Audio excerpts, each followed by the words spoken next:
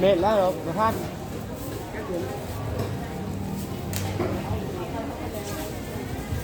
พันครับคือผักเทศไทยนะครับคือเพื่อผักอีตู้คือจะกินก็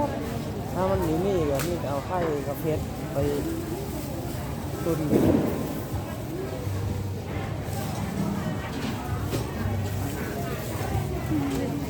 แบบนี้ไม่ดี